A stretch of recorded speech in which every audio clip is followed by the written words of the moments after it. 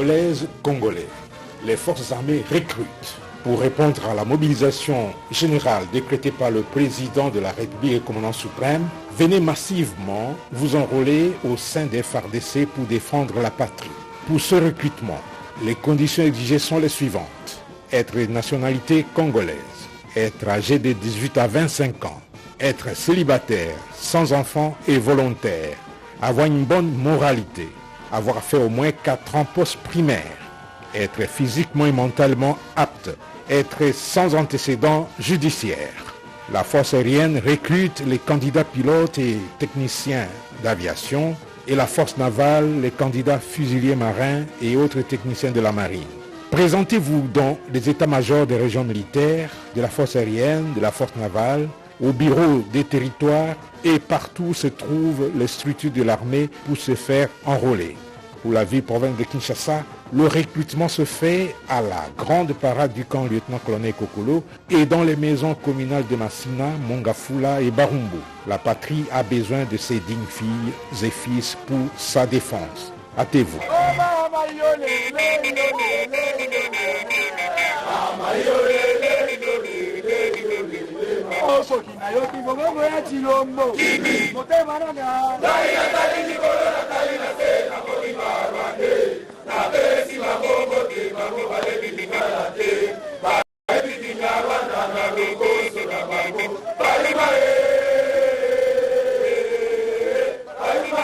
Boya ebele totombola bendele ya mboka na biso.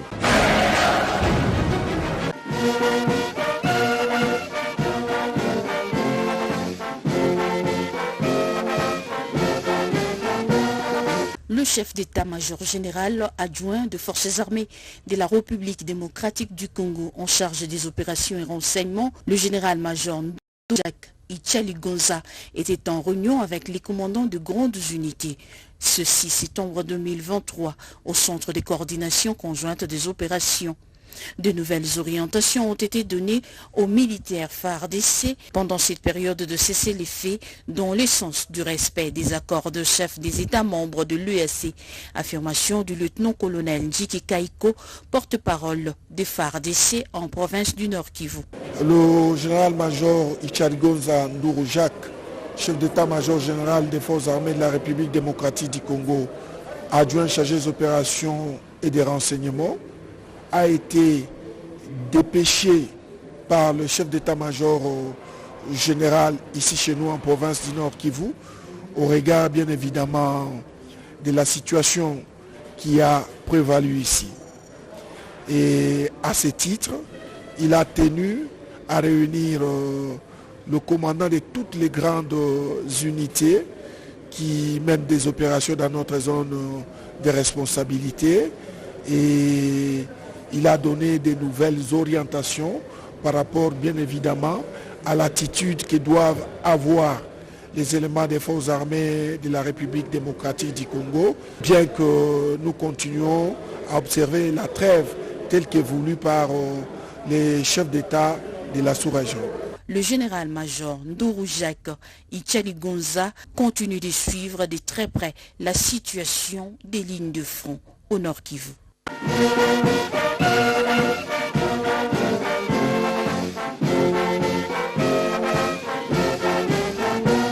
Nous avons l'honneur pour la énième fois de remettre à la disposition de la société civile Ville de Béni, de nos compatriotes qui ont été kidnappés par les terroristes ADF-MTM dans plusieurs localités et agglomérations dans notre zone de responsabilité.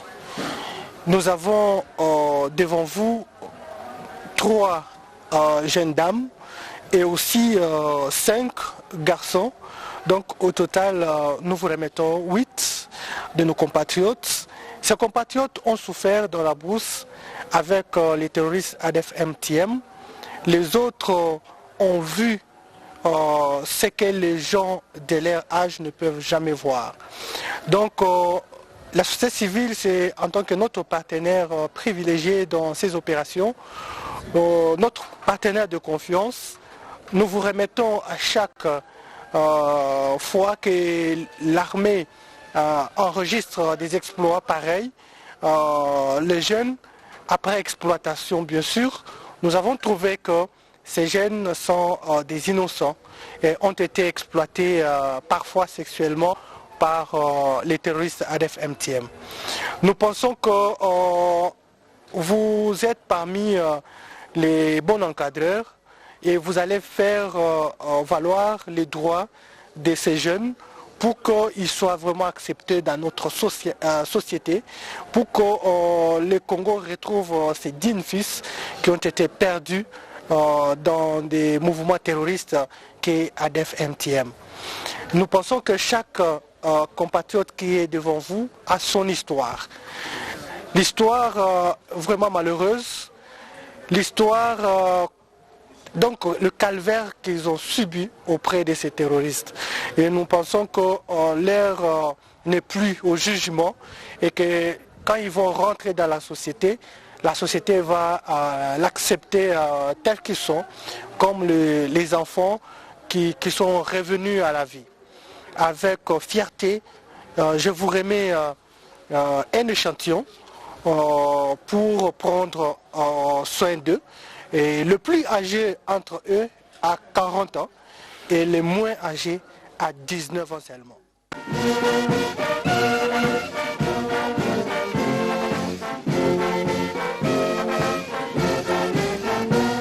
Nous remercions d'abord l'espoir de l'armée parce que l'armée c'est une armée qui est professionnelle, qui n'est-ce pas tirée de main de cet ennemi. Les dignes fils et filles de la République. C'est autant que l'excès d'aujourd'hui, ce n'est pas le premier, c'est vraiment la énième fois. Parce que de temps en temps, lorsque la population qui était du reste kidnappée, qui a souffert dans la brousse, retrouve la liberté, ça doit être une joie non seulement de leur famille, mais la joie de toute la République. Comme le capitaine l'a dit, ils ont souffert dans la brousse. Et que donc nous avons l'obligation comme société civile, comme famille, comme communauté, de les accueillir et de les encadrer comme il le faut pour qu'ils oublient ce qu'ils ont vécu dans la brousse. Cela dépend, n'est-ce pas, de notre obligation, comme société civile, comme coordination, de les remettre dans les familles respectives. Et ici, c'est encore l'occasion pour la société civile de demander à tous ces mondes, toutes ces personnes qui ont adhéré, peut-être par leur propre volonté, peut-être par la ruse. Si vous trouvez qu'il y a moyen de fuir, il faut venir. L'armée est là pour vous encadrer, pour vous accueillir. C'est une armée républicaine qui connaît, n'est-ce pas, qui applique les droits de l'homme et les droits humains. Et donc, nous demandons à toute personne qui nous écoute au travers ces micros de bien vouloir les encadrer, n'est pas s'adonner à la justice populaire. Si quelqu'un quitte la brousse par, n'est-ce pas, l'exploit de l'armée, il faut l'accueillir et la ramener, n'est-ce pas, auprès des chefs locaux. Et au reste, les chefs locaux devraient, n'est-ce pas, les ramener vers les services de sécurité pour orientation et exploitation.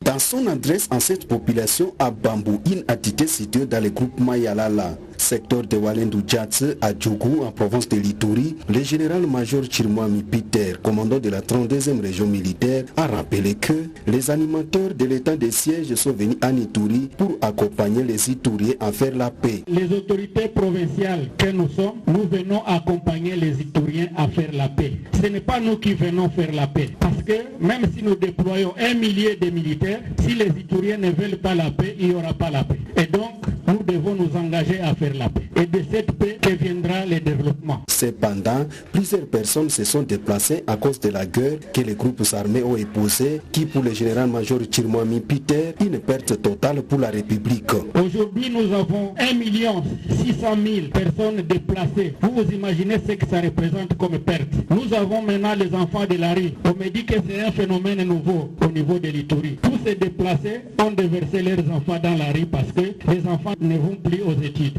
Et c'est malheureux pour nous. Qu'est-ce que ces enfants vont devenir après 10 ans? Ça signifie que l'Ituri va reculer sur le plan intellectuel, sur le plan de développement. Et cela ne va pas nous avancer. Il tient de rappeler qu'après la signature des protocoles d'accord d'Arou, une feuille de route a été mise sur pied pour des actions concrètes validant les engagements pris, parmi lesquels la restitution des biens et matériels saisis par les uns et les autres au cours des incidents enregistrés entre ces groupes armés avant ce dialogue d'Arou. Il faut aussi rappeler que la cérémonie de week-end dernier à Bambou est la matérialisation de ces pactes symbolisant la cohésion sociale et la cohabitation pacifique entre communautés ituriennes pour une paix durable.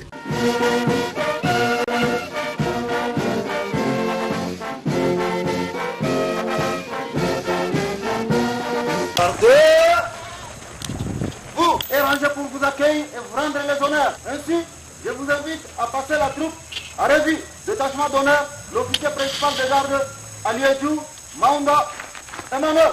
Le commandant du corps de protection des parcs nationaux et des aires protégées, le général-major Massibomba Albert, a effectué une mission d'évaluation de 15 jours dans le parc national de Kaouzi-Biega, au sud Kivu. Lors de son passage à Bukavu, il s'est entretenu avec le commandant de la 33e région militaire et celui du secteur opérationnel Sokola de Nord-Sud Kivu. La planification des opérations a été au centre de la rencontre. Une fois au parc de Kaouzi-Biega, il a tenu une causerie morale à l'intention des éco-gardes. Le commandant du corps PPN les a encouragés pour leur dévouement à la protection et la conservation de la biodiversité du parc de Kaouzi-Biega. Pour le moment, nous avons un corps PPN. Na viongozi nyinyi mko nao hapa na mwenyewe tutadokumenter, batakuwa nafanya proposition ya avancement. Pengine kuna ba formation nyingine attaque spécialiste tunapaswa ku promouvoir. Et ba commandant nyinyi mtakuwa na wa détachement, la chef de section anafanya liste bana ba proposer apana ba discipliner. Pengine kuna discipline.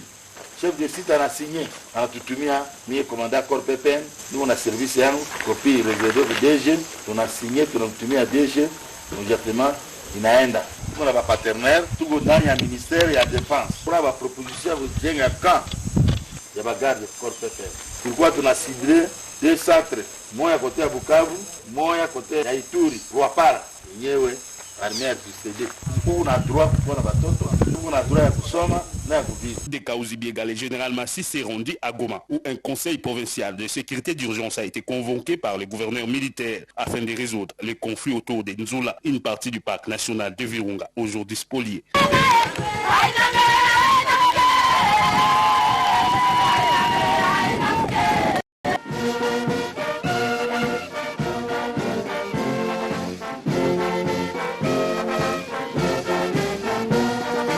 Le commissaire provincial de la police nationale congolaise, province de l'Atchopo, commissaire divisionnaire adjoint Kabea Makossa François, a présenté ses civilités au commandant 31e région militaire et commandant en place, général-major Mujingamis Timothée. C'est lundi 4 septembre 2023. Au menu de leur entretien, ces deux autorités ont échangé sur les points sécuritaires, les conflits communautaires, le banditisme et les enlèvements urbains, le maintien de l'ordre public et à la police. Les FARDC viennent en appui. Le général Mujinga a exigé une franche collaboration entre la police nationale congolaise et les forces armées de la République démocratique du Congo. Le commissaire divisionnaire adjoint Kabea François a été accompagné par ces deux adjoints, celui chargé de l'administration, le commissaire supérieur principal Douangwil Crispin, et chargé de la police judiciaire, le commissaire supérieur Mouy. À la sortie, le commissaire divisionnaire adjoint s'est exprimé à ce sujet. Ouais, quand même, nous avons parlé sur la situation sécuritaire de la province. On a échangé.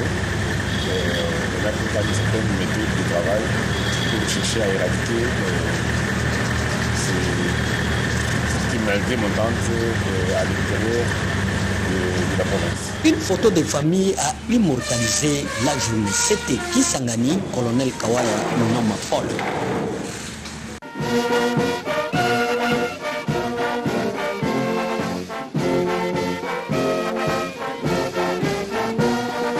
Dans le cadre de la réforme de notre armée, volonté affichée par le commandant suprême des forces armées de la République démocratique du Congo afin de constituer une force pour la défense de notre territoire, avec le général Adjanga Christophe, directeur des études de stratégie et de planification des opérations au ministère de la Défense nationale et des anciens combattants. Nous avons abordé le comportement du militaire des forces armées de la République démocratique du Congo pendant les opérations, l'un des facteurs de la réussite des missions régaliennes de notre armée. Ici, je pourrais vous dire simplement que le comportement militaire, c'est une façon d'être, c'est une façon de faire que le militaire doit avoir, parce que le militaire fait partie d'une société à part, une société particulière, qui est régie par des règles, des coutumes qui lui sont propres, notamment avec discipline de faire, exemplarité, le modèle.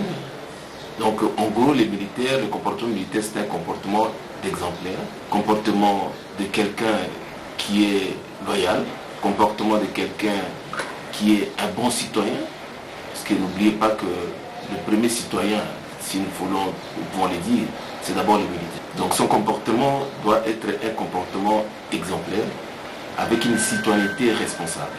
Donc si nous voulons parler du comportement militaire, en tout cas c'est un modèle de la société. Voilà, par rapport aux opérations militaires, parce que le militaire est toujours lié aux opérations. Les opérations, en fait, c'est l'ensemble des activités qui sont menées par les militaires ou les forces armées pour prévenir une situation d'insécurité ou aussi pour amener la sécurité dans un temps ou dans un espace donné avec les moyens qui sont les moyens militaires appropriés. Et donc c'est aussi une activité qui permet aussi de sécuriser la population et c'est bien. Voilà, si nous pouvons parler des opérations militaires, il y a plusieurs facteurs qui constituent la force d'une armée. Et le premier facteur, c'est la qualité du personnel. Donc une armée qui a du personnel de qualité, c'est une armée qui a beaucoup plus de chances d'être une armée forte. Et quand nous parlons de la qualité du personnel, nous voyons la tête, c'est-à-dire la formation, point de vue connaissance. Et nous voyons aussi la corps, c'est-à-dire le physique du militaire qui doit être très bien entretenu. Et le dernier élément, c'est l'esprit. Donc les trois dimensions, le corps, la tête et l'esprit doivent être développés. Et c'est ce qui permet à ce que la personne soit une personne de qualité. Alors deuxième facteur, c'est aussi la qualité du matériel. Le matériel doit être performant, doit être adapté si nous voulons avoir une armée qui est performante. Et le troisième élément qui est le plus important, c'est le moral. Et d'ailleurs Napoléon l'a dit dans ses expériences, que pour lui ce qui compte, c'est le moral.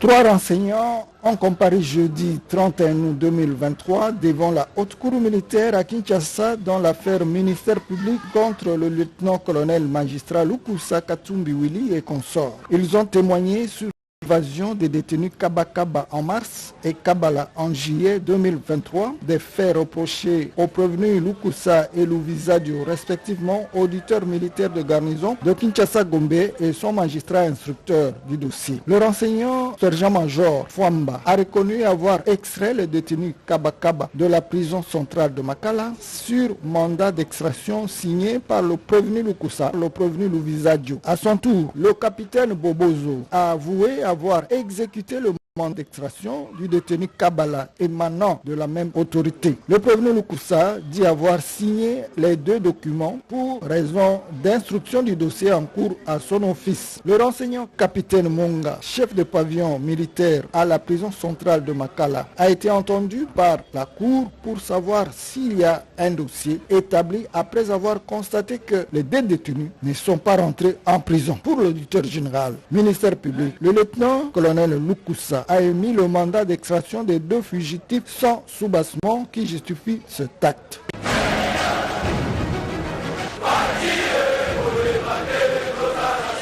Congolaises, Congolais, les forces armées recrutent pour répondre à la mobilisation générale décrétée par le président de la République et commandant suprême. Venez massivement vous enrôler au sein des FARDC pour défendre la patrie. Pour ce recrutement, les conditions exigées sont les suivantes. Être de nationalité congolaise, être âgé de 18 à 25 ans, être célibataire, sans enfant et volontaire, avoir une bonne moralité, avoir fait au moins 4 ans post-primaire, être physiquement et mentalement apte, être sans antécédents judiciaires. La force aérienne recrute les candidats pilotes et techniciens d'aviation et la force navale les candidats fusiliers marins et autres techniciens de la marine. Présentez-vous dans les états-majors des régions militaires, de la force aérienne, de la force navale, au bureau des territoires et partout se trouvent les structures de l'armée pour se faire enrôler. Pour la ville-province de Kinshasa, le recrutement se fait à la grande parade du camp lieutenant-colonel Kokolo et dans les maisons communales de Massina, Mongafula et Barumbu. La patrie a besoin de ses dignes filles et fils pour sa défense. Hâtez-vous.